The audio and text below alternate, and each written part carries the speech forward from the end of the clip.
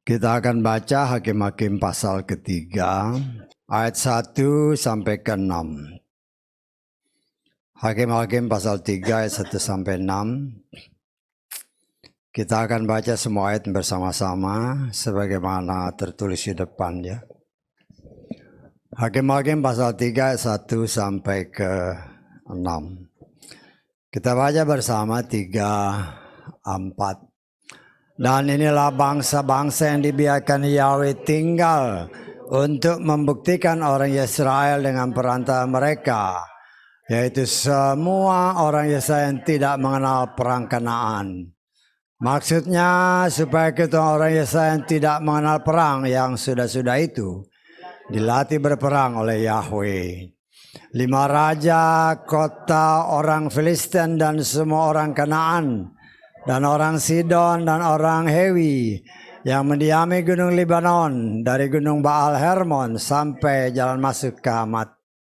Dan mereka berada di sana supaya dia membuktikan orang Israel dengan perantara mereka, untuk mengetahui apakah mereka mendengarkan perintah Yahweh yang telah diperintahkannya kepada leluhur mereka dengan perantara Moshe.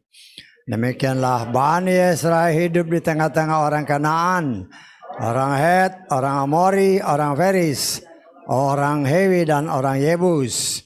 Nah, mereka mengambil anak-anak perempuan orang-orang itu untuk menjadi istri mereka dan memberikan anak-anak perempuan mereka kepada anak laki orang-orang itu serta beribadah kepada ilah-ilah mereka. Amin. Silakan duduk. Haleluya, puji Bapa Yahweh, kita bersyukur ya oleh kasih kemurahan Tuhan. Kita sentiasa diingatkan akan kebenaran firman Tuhan yang terus-menerus dinyatakan untuk kita dibimbing terus oleh firman Tuhan, sehingga kita benar-benar dalam kondisi yang tetap berjalan dalam kebenarannya ya. Dalam kitab Hakim-Hakim ini ya, setelah Yosua ya, pelayan Tuhan yang sentiasa menyertai Moshe ya, menjalani perjalanan bersama bangsa Israel. Dan Yosua bersama dengan Kaleb ya, adalah 2 orang dari antara 12 pengintai sebelum bangsa Israel masuk ke dalam tanah Kanaan. Mereka menyelidiki kondisi tanah Kanaan. Dan dari 12 pengintai ini hanya 2 orang, yaitu Yosua dan Kaleb, yang memberikan masukan-masukan positif bagi bangsa Israel, sehingga mereka maksudnya untuk menguatkan bangsa Israel supaya tetap percaya bahwa kalau Bapa Yahweh yang berkehendak itu pasti terjadi. Tetapi kenyataan membuktikan 10 pengintai yang lain ya, mungkin dipandang lebih mayoritas itu lebih banyak didengar oleh bangsa Israel, sehingga melemahkan iman seluruh bangsa Israel. Dan akhirnya terjadi penghukuman karena bangsa ini memberontak, tidak percaya kepada Bapa Yahweh, lebih percaya kepada mulut manusia. Akibatnya mereka harus berkeliling kembali selama 40 tahun ya, sebelum memasuki tanah Kanaan ya. Dan pada akhirnya ya, semua orang yang berumur 20 tahun ke atas, laki-laki yang keluar dari tanah Mesir ya, berjumlah 603.550 orang, tidak termasuk orang Lewi ya. Yang orang Lewi yang memang dihitung itu sejak umur 1 bulan ke atas itu jumlahnya 22.000 orang. Jadi kalau umur 20 ya mungkin cuma 2.000-an orang ya. 2.000-an orang, jadi boleh dikatakan 605.000 orang laki-laki yang berumur 20 tahun ke atas yang keluar dari tanah Mesir. Itu semua dibinasakan Tuhan waktu mereka berjalan keliling 40 tahun, kecuali hanya 2 orang, Yosua dan Kaleb. Yosua dan Kaleb ini yang membawa bangsa Yosua masuk ke tanah Kanaan. Kemudian dia yang membagi-bagikan tanah Kanaan kepada 12 suku Israel, kecuali suku Lewi. Ya, kedudukan suku Lewi itu diganti dengan suku Manasye. Ya, suku Manasye. Jadi 12 suku kan, 12 suku. Orang Lewi tidak mendapat warisan karena mereka adalah orang-orang yang bertanggung jawab terhadap pertumbuhan iman bangsa Israel, dan mereka dipandang sebagai imam atau diangkat Tuhan sebagai imam-imam untuk memimpin bangsa pilihan Tuhan di tempat-tempat yang sudah ditetapkan. Sehingga bangsa ataupun suku Lewi ini ada di setiap suku-suku yang dibagi-bagi ini. Kenapa Manasye mendapat jatah? Karena Manasye ini kan anaknya si Yusuf. Yusuf punya 2 anak, Manasye dan Efraim. Ya. Dan seharusnya yang mendapat jatah itu ya Ruben ya, sebagai anak sulung. Tetapi karena Ruben melakukan tindakan yang keji di dalam mata Tuhan, ya, sehingga dikatakan oleh firman Tuhan dia menaiki ranjang bapaknya, ya, sehingga hak kesulungannya dicabut. Kita baca 1 Tawari pasal ke-5 ayat ke-1. Dan anak-anak Ruben, anak sulung Israel, karena dia yang sulung, tetapi karena dia mencemarkan tempat tidur ayahnya, hak kesulungannya diberikan kepada anak-anak Yusuf, anak Israel. Dan silsilah itu tidak diperhitungkan sesuai dengan hak kesulungan. Jadi berdasarkan ayat ini, hak kesulungannya, karena Lewi ini tidak mendapatkan bagian, sedangkan tanah yang ada ini harus dibagi kepada 12 suku, seharusnya diberikan kepada anak sulung, yaitu Ruben. Tapi karena dosa Ruben, hak kesulungannya diambil atau diberikan Tuhan kepada Yusuf. Karena itu Manasye diperhitungkan sebagai salah satu suku yang mendapat hak untuk mendapatkan tanah warisan. Ya, jadi 11 suku anak-anak Yakub ditambah Manasye yang sebenarnya juga anak Yusuf, ya, itu mereka semua mendapat warisan. Dan orang Lewi yang adalah imam-imam itu mendapatkan tempat-tempat di setiap suku-suku. Saya tangkap ya. Setiap suku-suku dia ada tempat. Karena apa? Karena mereka sebagai imam di tengah saudara-saudaranya. Ya.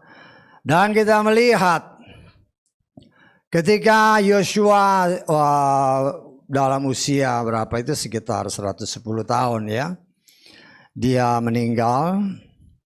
Dan tugasnya untuk membagikan tanah-tanah warisan ini tidak atau belum 100% selesai. Tapi hanya dalam garis besarnya sudah dibagikan. Tinggal setiap suku ini yang sudah mendapatkan kapling masing-masing. Tetapi dalam kapling-kapling ini kan masih ada orang-orang lokal. Ya. Dan berdasarkan firman Tuhan, orang-orang ini seharusnya disingkirkan atau dibinasakan, ya, oleh bangsa-bangsa Israel, ya, atau suku-suku ini yang telah diberikan hak, ya, berdasarkan firman Tuhan. Kita baca Ulangan pasal ke-7. Kita baca mulai ayat 1 sampai ke berapa? Ayat ke-4, ya, agak panjang, ya.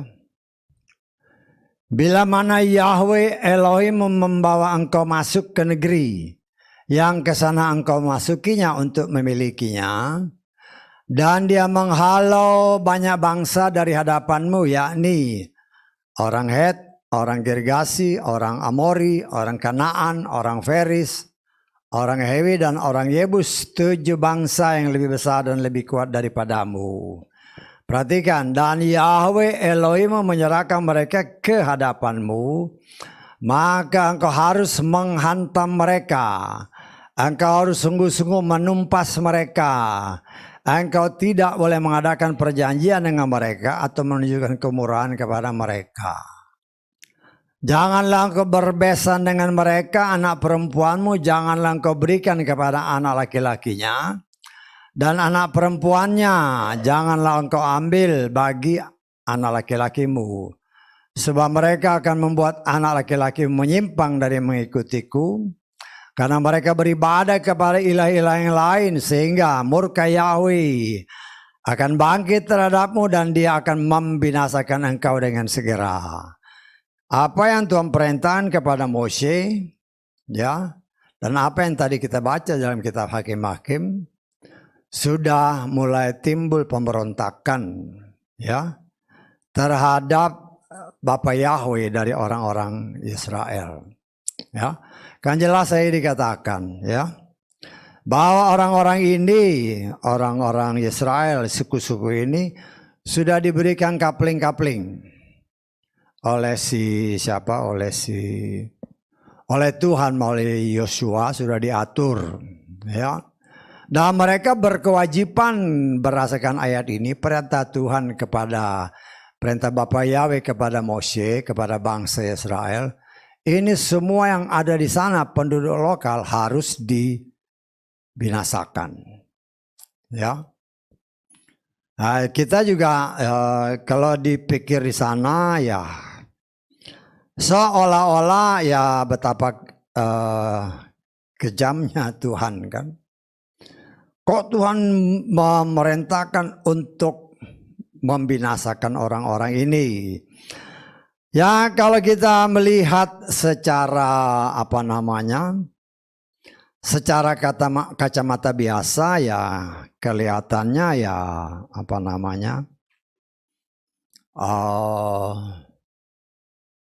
bisa kita orang umum menyatakan, kok Tuhan kejam sekali, kan gitu. Ya, kita lihat di dalam Ulangan pasal ke-9 ayat ke-4 mulai. Ketika Yahweh Elohim menghalau mereka dari hadapanmu, biarlah engkau tidak berkata dalam hatimu dengan mengatakan, Yahweh telah membawaku masuk untuk memiliki negeri ini karena kebenaranku. Tetapi karena kefasikan bangsa-bangsa itulah yang membuat Yahweh mengalihkan milik mereka ke hadapanmu.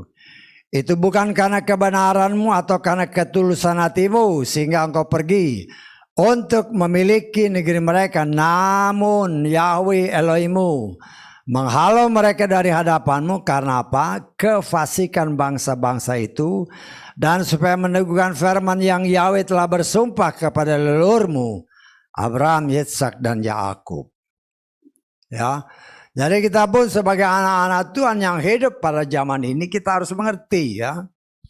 Karena kalau kita lihat, kenapa Tuhan memerintah musnahkan, kan dalam Ulangan 8 tadi, kan musnahkan, kejam banget. Kok Tuhan mau kejam? Itulah yang berkali-kali kita harus ingat, ya. Bapa Yahweh itu adalah Elohim yang hidup, Elohim yang maha kuasa, Elohim yang menciptakan langit bumi dan segala isinya itu untuk dia. Saya tanggap. Ya. Termasuk semua yang dinamakan manusia yang diciptakan serupa dan segambar dengan dia. Dia menghendaki manusia ini harus menyembah kepada Bapa Yahweh. Tetapi kenyataan karena masuknya pengaruh setan, karena kefasikan, fasik itu artinya orang yang tidak percaya kepada Bapa Yahweh. Karena kefasikan mereka, ya Tuhan binasakan.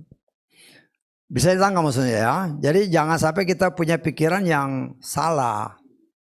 Ya, kita harus ingat bahwa berdasarkan ya, perkiraan orang ya, ada lebih dari 5 miliar orang pada zaman Nuh. Ya.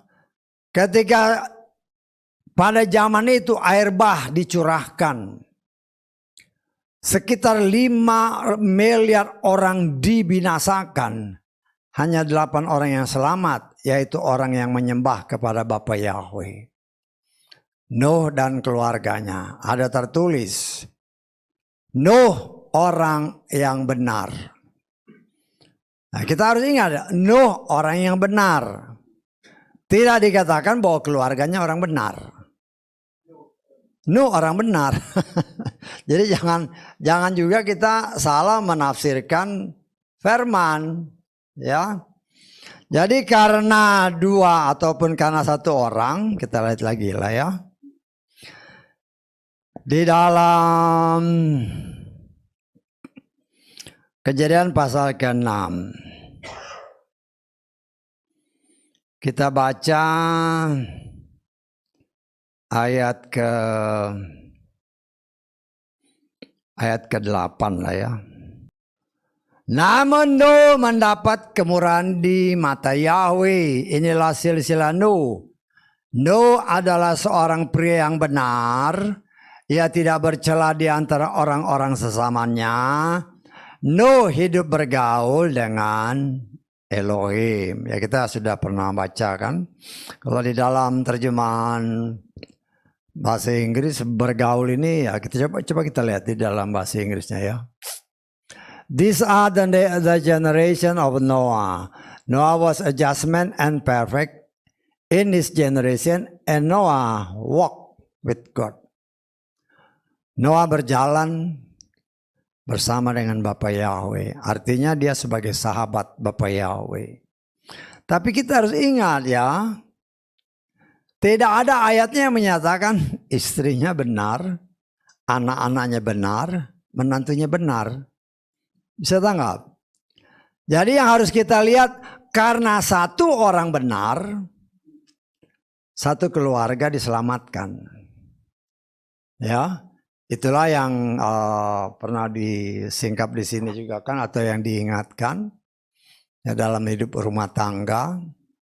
Kalau seorang istri, nanti saudara baca dalam 1 Korintus pasal 7, seorang istri yang percaya kepada Bapa Yahweh, dia dalam pandangan Tuhan dia benar.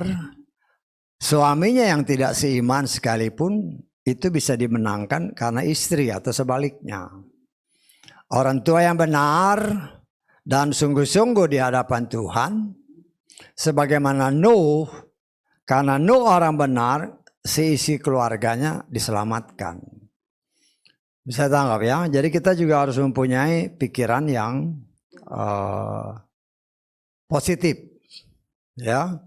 Karena ya itulah cara Tuhan untuk menyelamatkan sebanyak mungkin, karena dalam pandangan Tuhan suami istri itu adalah satu. Ya. Kemudian keluarganya juga ya, suami istri punya anak-anak. Kalau kita hidup dalam pandangan Tuhan benar, ya, dia karena kebenaran maka 1 keluarga selamat sama seperti Nuh, ya. Lah demikian juga dengan apa yang ayat-ayat yang kita baca tadi. Ya. Tuhan perintahkan kan kepada bangsa ini. Tumpas semua karena orang-orang ini menyembah kepada berhala. Ya. menyembah kepada berhala bagi Tuhan. Kalau orang tidak menyembah kepada Bapa Yahweh, dia binasakan. Termasuk sekarang. Ya, kita yang di sini, kau yang ada di luar sana. Ya. Kalau engkau tidak menyembah kepada Tuhan yang benar, ya, pasti dibinasakan. Mau sekian miliar orang, Tuhan nggak peduli. Ya. Tuhan nggak peduli, disitulah kita belajar bahwa Tuhan itu sangatlah tegas, ya. Karena itu mengertilah kehendak Tuhan. Dan kita melihat bangsa ini, memang ayat-ayat yang kita baca tadi, ya. Tuhan memang karena tindakan itu harus datang dari kita, ya. Kan perintah Tuhan dalam Ulangan 8 jelas. Musnahkan ini orang-orang yang tidak percaya kepada Bapa Yahweh. Tetapi kenyataan membuktikan mereka membiarkan orang-orang ini, ya mungkin dalam tanda kutip, ya ini kan istilah sekarang peri kemanusiaan, ya peri kemanusiaan. Kasihan kan, akan mereka bisa ya macam-macam alasan lah. Tetapi pada intinya memberontak terhadap Tuhan. Tuhan itu kalau memerintahkan sesuatu jangan kita lawan. Ya. Karena kehendak Tuhan itu harus jadi. Karena pemberontakan dari ayat-ayat yang tadi kita baca, ya. Bukan saja mereka membiarkan orang-orang itu tetap hidup, tetapi cepat atau lambat mereka akhirnya bisa mempengaruhi orang yang menamakan diri umat pilihan Tuhan. Bahkan akhirnya terjadi percampuran antara benih yang berasal dari Bapa Yahweh dengan benih yang lain. Ya, tadi kan terjadi perkawinan. Padahal larangannya tadi kan jangan kau kasih anak perempuanmu kepada laki-laki, anak laki-laki orang lain. Jangan berbesan dengan orang yang tidak berasal dari sumber yang sama, yaitu bangsa Israel. Tetapi kenyataannya adalah mereka tanpa mereka sadari mereka berontak. Pemberontakan terhadap firman Tuhan, dosa adalah pelanggaran terhadap Torah. Dan itulah yang dilakukan oleh bangsa Israel. Ya. Tetapi kalau kita ya dalam kehidupan zaman sekarang kan, kita coba melihat karena Torah itu adalah bayangan. Ya. Pada zaman dahulu, pada zaman Moshe, ya, memang Torah itu langsung diberikan Bapa Yahweh kepada bangsa Israel melalui Moshe, dan Moshe yang menerima baik 2 loh batu. Kemudian dari 2 loh batu ini Tuhan menjelaskan dengan sangat detail. Sehingga dari 10 hukum terbentuklah 613 aturan, perintah, dan ketetapan yang berasal dari Bapa Yahweh. Dan kita juga sudah diingatkan kembali bahwa dari 613 aturan perintah dan ketetapan Tuhan, itu semua terdiri dari 248 perintah positif dan 365 perintah negatif. Ya, perintah positif, beribadahlah kepada Bapa Yahweh. Perintah negatif, jangan menyembah kepada berhala dan sebagainya. 613 aturan perintah dan ketetapan Tuhan. Ya. Nah, kita bisa bayangkan pada kondisi kurang lebih 3.500 tahun yang lalu. Ya. Di mana untuk membuat itu menjadi satu kumpulan, katakanlah ya kalau sekarang kita kenal sebagai buku, kalau dulu kan belum buku. Masih berupa mungkin lempengan-lempengan kulit-kulit binatang, masih merupakan lempengan-lempengan dari kulit-kulit pohon yang ditulis dengan cara Tuhan oleh Moshe. Saya tangkap ya.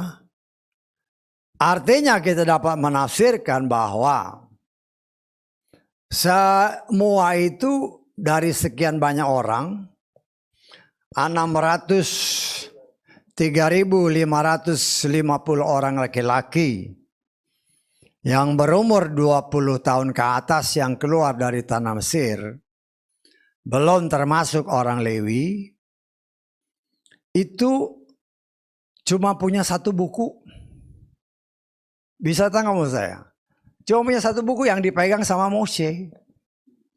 Artinya tidak semua orang mungkin pernah melihat, apalagi baca. Bisa tangkap saya? Dan belum tentu mereka bisa baca. Kalau Moshe ini pasti bisa baca, karena itu waktu dia sejak lahir sudah Tuhan kirim ke Mesir dengan cara Tuhan. Supaya si Moshe ini bisa baca, bisa tulis, bisa mimpin. Ya. Tetapi yang sekian ratus ribu orang laki-laki, karena mereka bekerja sebagai budak, belum tentu semuanya bisa baca tulis. Belum tentu mereka pernah melihat buku ataupun yang ditulis oleh Moshe, yang pasti dikip atau disimpan oleh Moshe. Belum tentu mereka pernah melihatnya, apalagi baca. Karena itu jangan heran apabila mereka boleh dikatakan tidak semuanya mengerti akan 613 aturan, perintah, dan ketetapan Tuhan. Ya, sehingga jangan heran apabila mereka tidak mengerti seutuhnya firman Tuhan.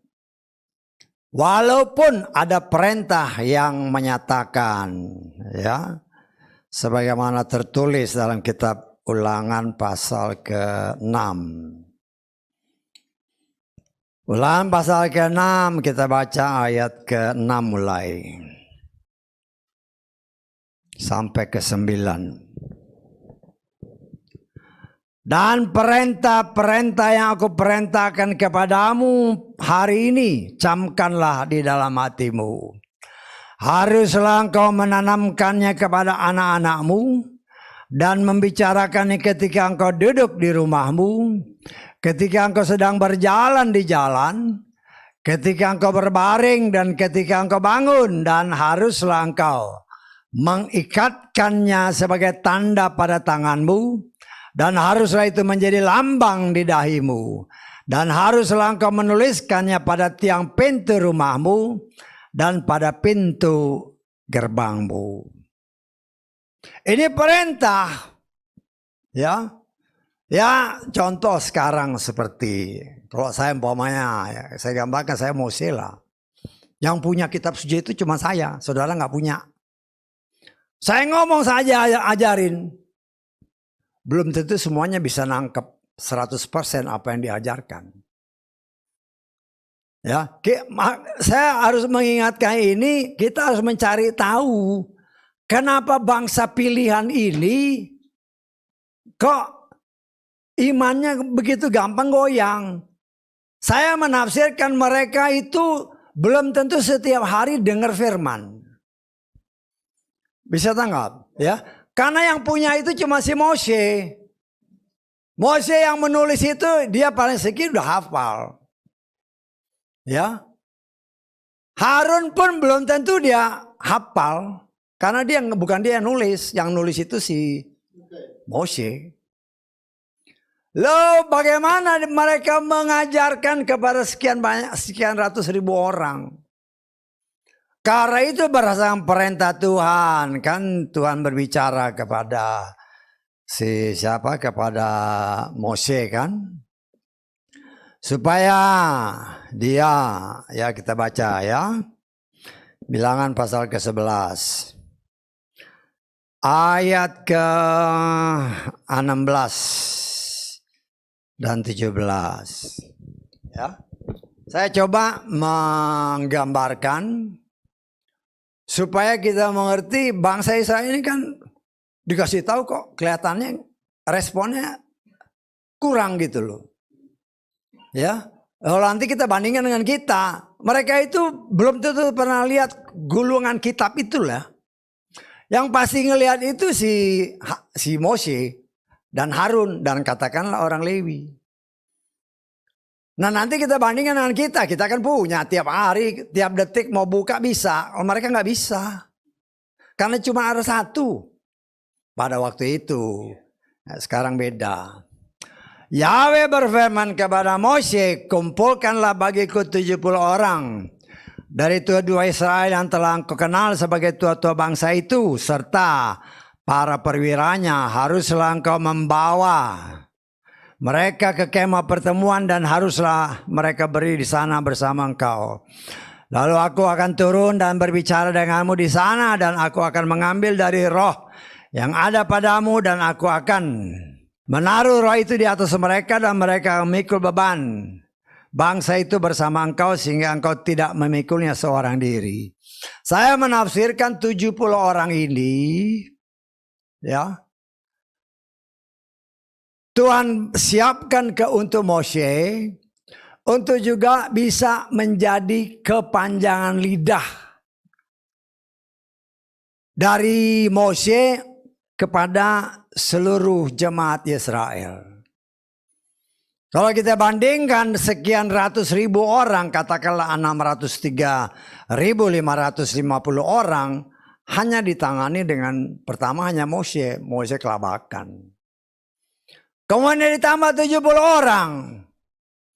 70 orang yang belum tentu menguasai 613 aturan perintah ketetapan yang ada pada Mose.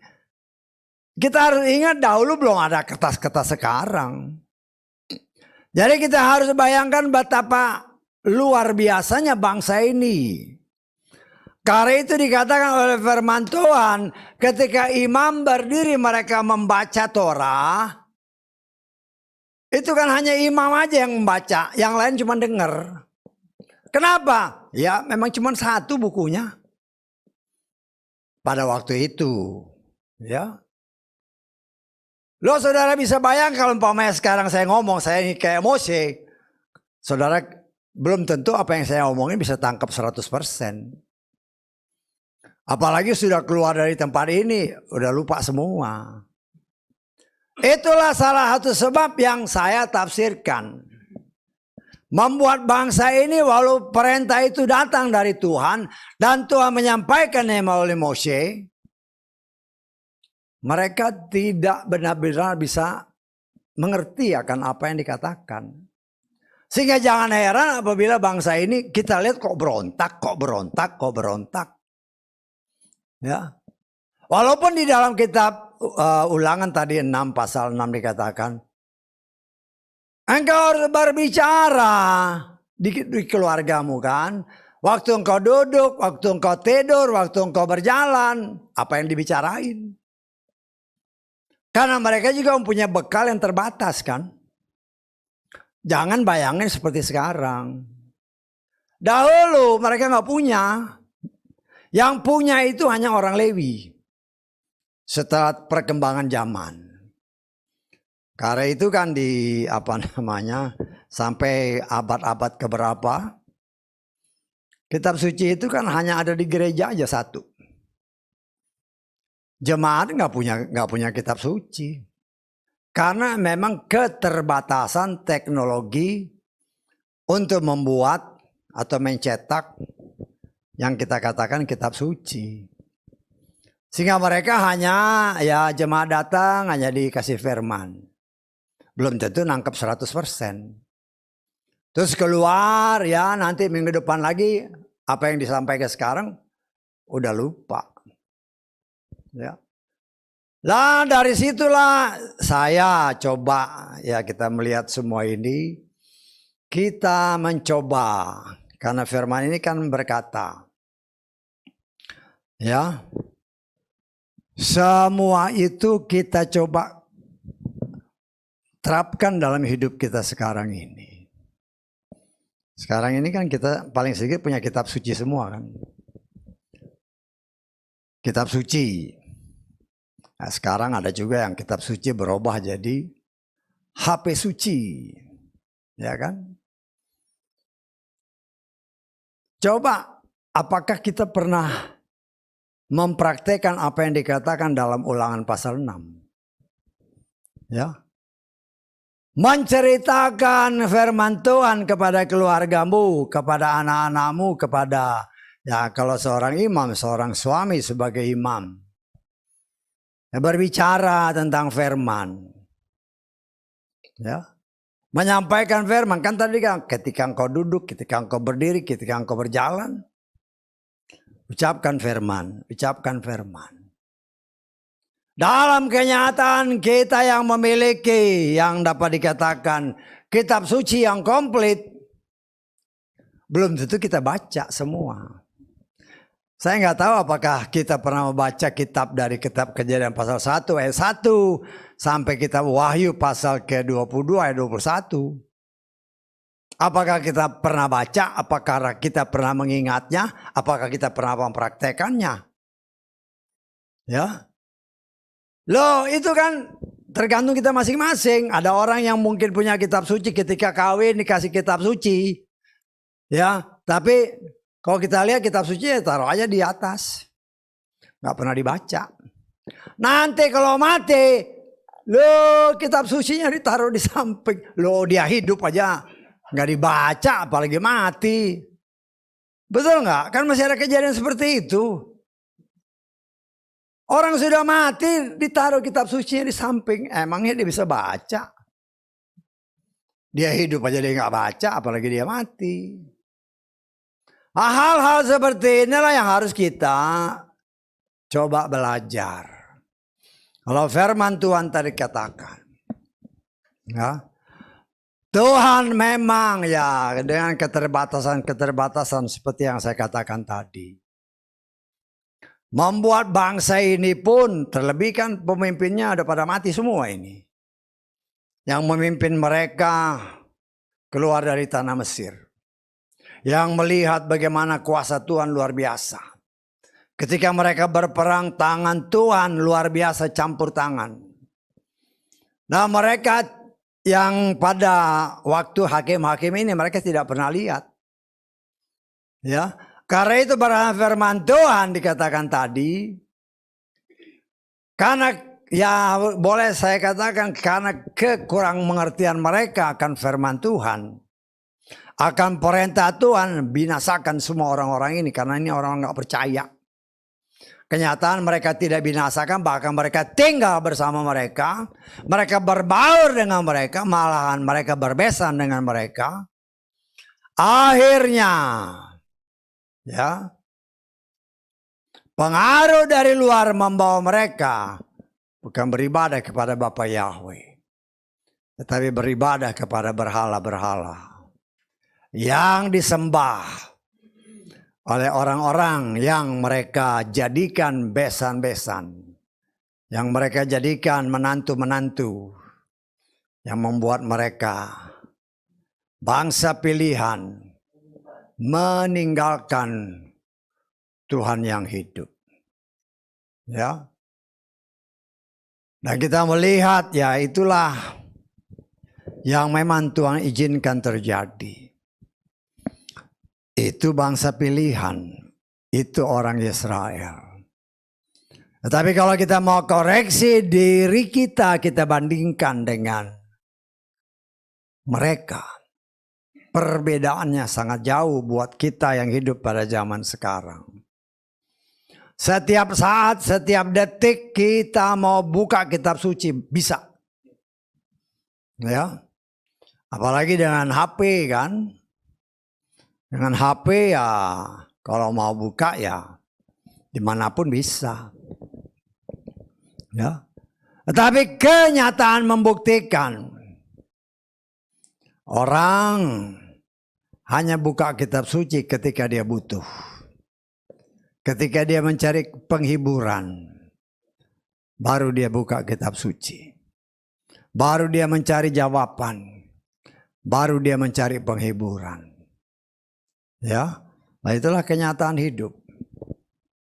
Tetapi dengan berjalannya waktu dan semakin dekatnya waktu kedatangan Tuhan, di mana Dia pasti datang dan Dia pasti melaksanakan apa yang sudah Dia tetapkan.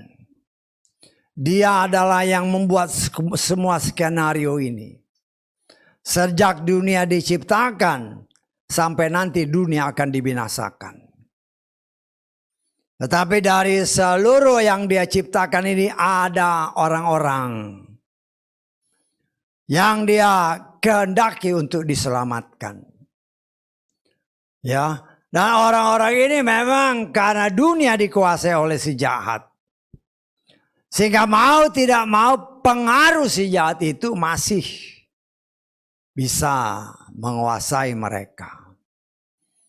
Tetapi Tuhan yang telah menetapkan orang pilihannya untuk diselamatkan. Dia punya cara untuk menyelamatkan anak-anaknya. Kalau dahulu, kalau saya boleh katakan 70 orang yang Tuhan perbantukan kepada Mose. Boleh dikatakan ya mungkin dapat dikatakan gagal. Ya, gagal karena apa? Karena mereka memang tidak punya kitab suci. Kitab suci cuma satu dipegang sama Mose. Sehingga walaupun 70 orang ini dipilih, belum tentu mereka pernah baca secara langsung. Dan belum tentu mereka bisa baca. Bisa tahu mau saya? Belum tentu bisa baca dia. Ya, karena mereka 400 tahun jadi budak, siapa nggak ada sekolah. Ya. Walaupun di dalam kepercayaan Yahudi ada kelompok-kelompok persekutuan yang mereka sebut Jesiva, yaitu ya grup-grup ya biasanya dari keluarga-keluarga aja untuk menyampaikan pesan-pesan dari Tuhan bagi orang-orang kudusnya. Nah itu disampaikan ya umpamanya si Abraham ya secara lisan dia sampaikan kepada anak-anaknya, kepada cucu-cucunya, bahkan mungkin dari Nuh. Ingat ya, Nuh itu masih ketemu sama Abraham sampai umur Abraham kurang lebih 57 tahun. Walaupun banyak orang, oh masa mana bisa? Loh makanya baca firman tuh yang benar. Nggak ada kok di firman. Loh. Ya. Kalau saudara tidak pernah bikin lifetime-nya mereka memang nggak tahu. Bahwa Nuh itu masih ketemu Abraham sampai Abraham umur 57 tahun. Baru Nuh mati. Tapi yang harus kita ingat anaknya Nuh yang namanya Sem umurnya lebih tua dari Abraham. Padahal Sem itu keturunan 11 dari Adam. Dan Abraham keturunan ke-20 dari Adam. Umur Sem yang keturunan ke-11 dari Adam masih lebih panjang daripada keturunan Abraham. Memang itu gak ditulis. Kalau engkau gak gali gak tahu.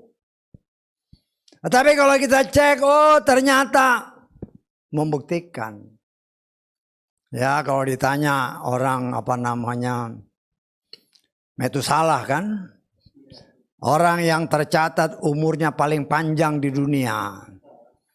900 berapa? 969 kan? Betul enggak? Saya punya catatan jadi saya tahu. Ya. Kan ini kan kertas apa namanya? Istilahnya kertas apa ini? Yang ada kotak-kotak gitu kan? Ya. Metusalah itu umurnya 969 tahun.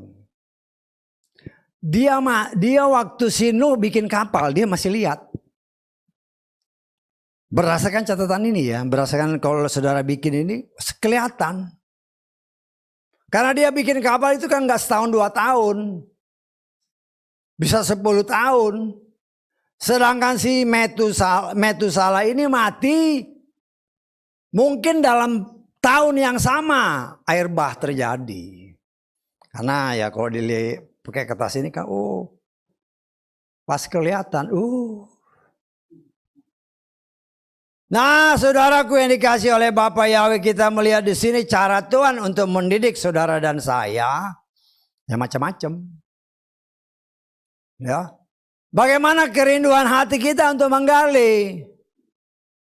Ya, kalau dahulu kitab sucinya atau surat itu masih cuma satu, mungkin kan waktu zaman Yesua kan di bait suci baru buka kitab suci kan.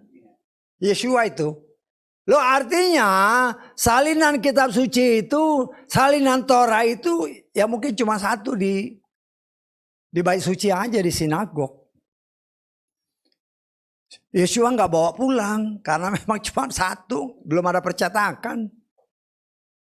Loh tapi kita sekarang anytime kita mau buka, kalau mau buka.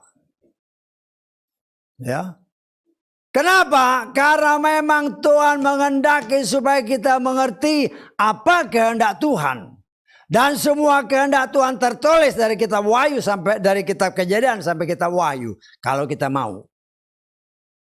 Karena semua itu bercerita. Ya, pernah saya kasih tahu kan? Sejarah kan? Sejarah dalam bahasa Inggrisnya apa? History. Dipisah nih, his sama story. Hisnya ini Bapak Yahweh, storynya Bapak Yahweh, ini storynya Bapak Yahweh. Cerita Bapak Yahweh dari Kejadian pasal 1 ayat 1 sampai Wahyu 22 ayat 21. Loh cerita ini menjadi pegangan bagi kita supaya kita mengerti kehendak Tuhan dengan benar. Karena Tuhan rencana memang menciptakan dunia, tetapi dia akan menghancurkan dunia karena dunia ini sudah terkutuk. Dunia saudara dan saya, injak ini sudah terkutuk karena dosa Adam. Ada tertulis, terkutuklah tanah karena engkau. Ya kan, sudah baca kan dalam kitab Kejadian pasal ketiga kan. Tuhan berbicara kepada kepada Adam, terkutuklah tanah karena engkau. Karena terkutuk, dunia ini akan dihancurkan. Loh karena dunia ini akan dihancurkan, karena kita tahu ceritanya Tuhan. Loh nanti saya kemana Tuhan? Lah ini Tuhan sudah menyiapkan langit yang baru, bumi yang baru. Tetapi untuk sampai ke sana, ada caranya. Caranya bagaimana? Ya pelajari bagaimana cerita Tuhan. Kalau dahulu karena keterbatasan, apa namanya, dapat saya katakan kitab suci, orang Israel banyak yang gagal. Karena mereka nggak bisa baca setiap hari. Nggak bisa. Belum tentu mereka pernah lihat apa yang ditulis Moshe. Tetapi kita setiap saat bisa. Loh kita punya bekal, kita punya senjata, kita punya kitab suci. Kita punya ceritanya Tuhan. Tapi apakah kita mempergunakannya? Tergantung masing-masing. Ya. Tuhan itu apa yang dia rencanakan tidak akan gagal. Ayub pasal 42. Ayat kedua. Aku mengatakan bahwa engkau dapat melakukan segala sesuatu dan tidak ada rencanamu yang gagal. Rencana Tuhan untuk memindahkan orang yang sungguh-sungguh pure, tidak tercemar karena dunia ini, ke dunia yang baru. Karena itu dia sedang mempersiapkan saudara dan saya. Kalau bangsa Israel dibiarkan Tuhan karena mereka kawin-mawin dengan bangsa lain. Ya. Sehingga akhirnya mereka menyembah kepada berhala. Akibatnya, ya. Karena Tuhan tidak mau diduakan. Maka Tuhan, bukan Tuhan yang meninggalkan bangsa Israel, tetapi bangsa Israel yang meninggalkan Tuhan karena mereka menyembah kepada berhala. Engkau menjauh dari Bapa yang benar. Sadar atau tidak sadar, engkau membawa dirimu kepada setan. Nah, itu kan pilihan. Ya. Itu pilihan, terlebih waktunya sudah semakin dekat. Tuhan sedang membentuk saudara dan saya. Memang bangsa saya dilatih untuk supaya berperang. Kita pun dilatih berperang melawan kedagingan kita. Musuh yang paling sulit dikalahkan kedagingan kita sendiri. Karena diri kita sendiri ini seringkali berkompromi. Enak aja. Nah, makanan enak kan. Udah tahu makanan gak bersih kan. Nah, lihat kiri kanan gak apa-apa sekali-sekali. Enak nih sekali-sekali. Kesempatan ini ya mungkin belum tentu setahun sekali. Akhirnya membuat diri berkompromi dengan si jahat. Setan berusaha memancing orang yang dipilih Tuhan melanggar perintah Tuhan. Nah, bangsa Israel ini kan orang pilihan. Tetapi karena mereka tidak, dalam tanda kutip saya katakan tidak bergaul dengan firman. Karena mereka memang gak punya. Yang punya itu kan siapa ya? Para imam. Para imam ini juga mungkin lupa. Karena gak semua imam punya. Kan 12 suku ini. 12 tempat. Bukunya cuma satu. Yang dari Moshe kan cuma satu. Ya bagaimana mereka baca? Mungkin ya gak tahu lah caranya bagaimana waktu itu. Artinya mereka tidak sudah dilengkapi dengan firman yang murni. Ya, nah jangan heran karena bacanya mungkin karena gantian gini kan, tanpa dengan sadar atau tidak, karena tidak bisa baca tiap hari, mulai nambah kan. Setengah menurut saya, harusnya A, karena jarang baca, nambahlah ke B, nambah ke C. Akhirnya firman itu tidak lagi firman yang murni. Karena itu jangan heran apabila Yeshua berkata, Torahmu kau sudah tambahi dengan tradisi karena itu. Karena tidak semua orang punya kitab suci. Akhirnya ya masuklah tradisi-tradisi. Sayangnya tradisi-tradisi itu dianggap sebagai satu kebenaran menurut mereka. Akhirnya membuat semakin melenceng. Dan itu pun terjadi pada zaman modern sekarang. Ya. Tradisi-tradisi yang ditambahkan. Itu membuat iman banyak orang melenceng. Ya kita mengucap syukur ya. Ya mungkin banyak orang juga yang kesal kalau kemarin sempat diwartakan. Kalau tidak pakai nama Yeshua yang adalah passwordnya, jangan harap kau masuk pengangkatan. Ya kita saya lah sebagai pelayan Tuhan. Saya ya umpamanya kalau passwordnya nggak mungkin kan, katakanlah kita punya komputer. Saya nggak pernah lihat, satu saya nggak tahu lah, atau mungkin saya kurang pengetahuan. Tidak mungkin kalau kita mau masuk itu ada 3 password, nggak mungkin. Setahu saya cuma 1 ya, betul nggak? Kita mau masuk nih ke program, satu program. Kan passwordnya cuma 1 kan? Nggak mungkin 3. Artinya password itu untuk menuju kepada keselamatan hanya 1, hanya Yeshua. Nggak bisa Yahshua, nggak bisa Yesus, nggak bisa.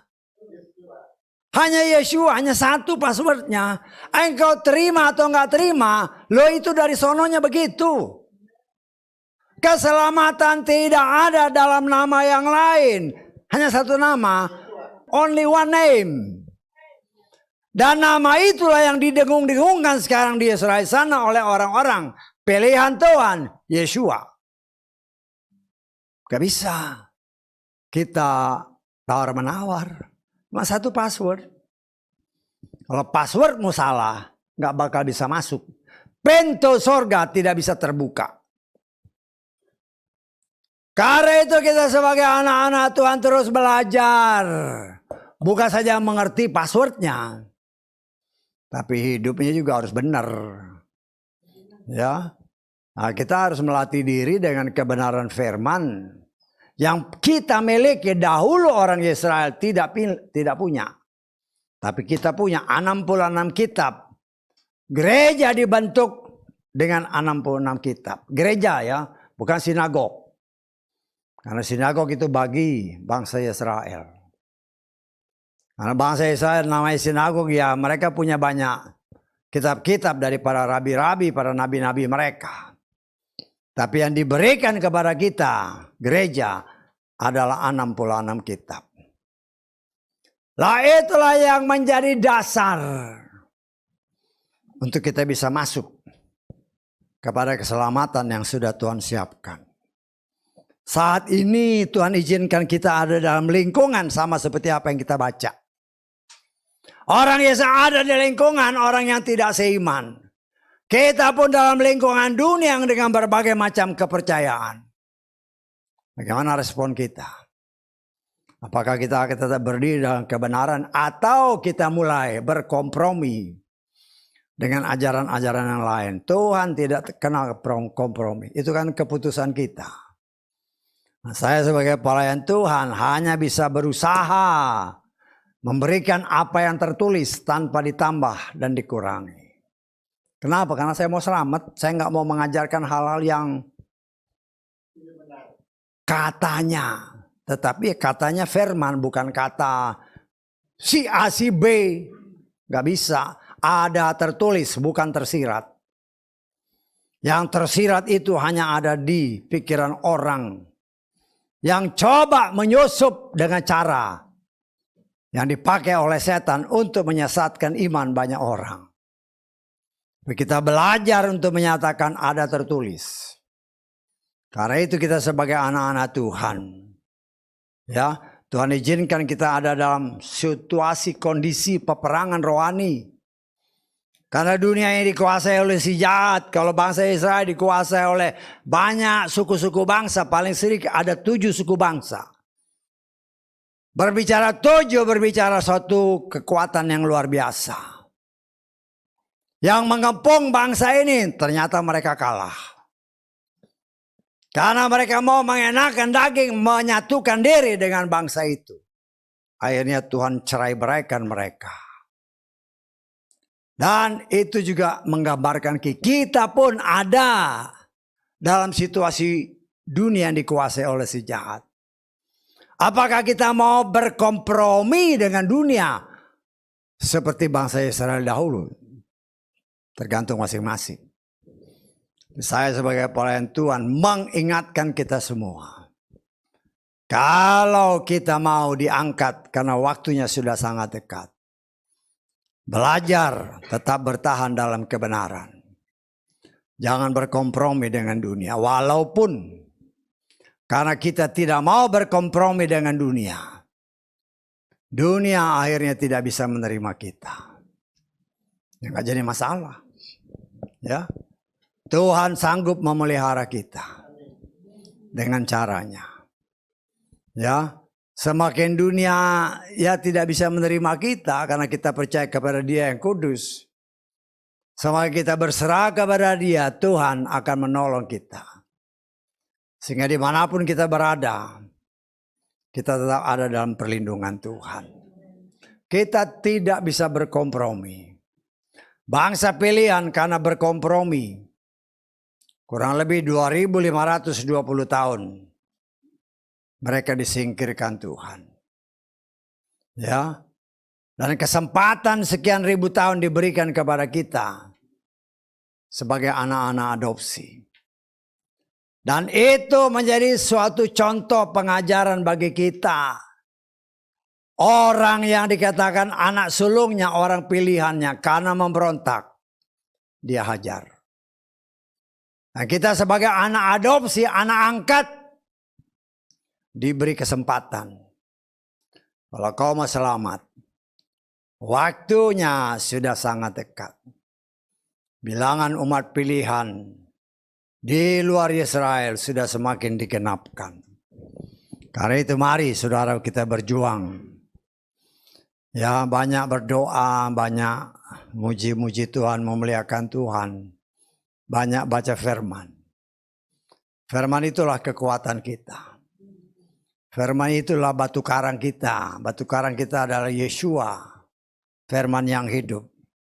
Yang akan membentengi kita di tengah gelombang dunia yang coba menghancur leburkan orang-orang yang tidak mempunyai perlindungan yang kokoh, batu karang yang teguh. Karena itu ya keselamatan tergantung kita, bukan tergantung Tuhan. Saya harus kasih ingat, keselamatan itu bukan lagi tergantung Tuhan, tapi tergantung kita. Karena Tuhan sudah menyiapkan mau selamat, keselamatan hanya ada pada Yeshua. Siapa Yeshua? Yeshua firman. Ya, tergantung kita. Saya sebagai pelayan Tuhan, mari kita maju bersama. Waktunya sudah sangat dekat. Ya, dan saya percaya apabila kita didapati setia, kita akan senantiasa bersama dengan Dia sampai selamanya di langit yang baru, bumi yang baru. Haleluya, amin. Puji Bapa Yahweh.